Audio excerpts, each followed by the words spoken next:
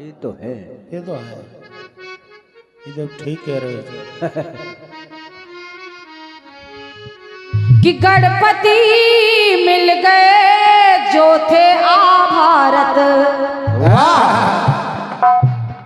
तो लिखवाओगे लिखवा लो, लिखवाओगे तो लिखवा लो, हम बंद करेंगे लिखना यदि तुम बोल न पाओ।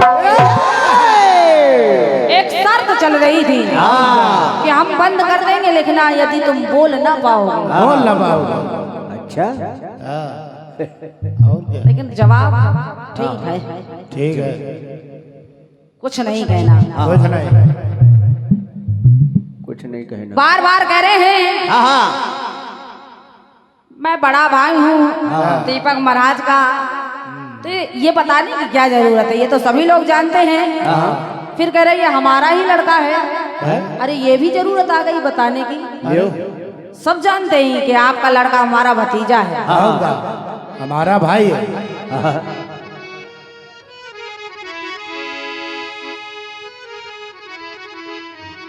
फिर आपने एक तर्क दिया है, तर्क नहीं बल्कि हम कहेंगे कि कुतर्क दिया।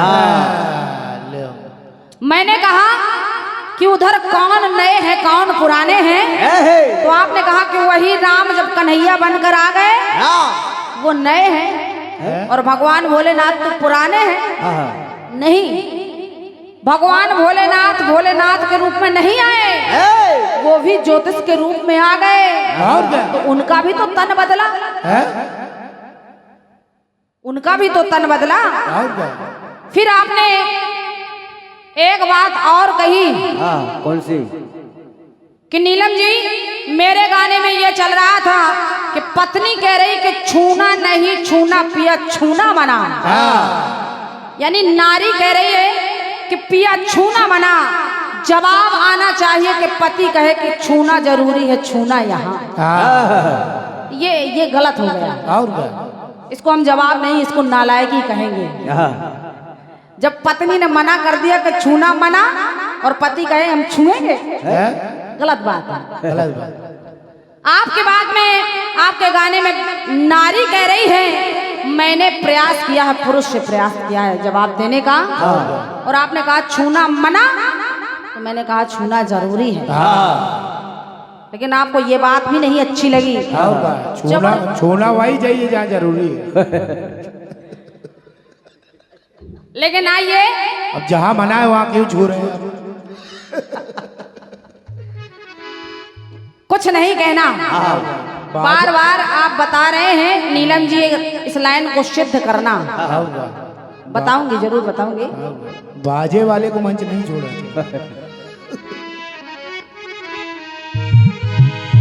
ओहो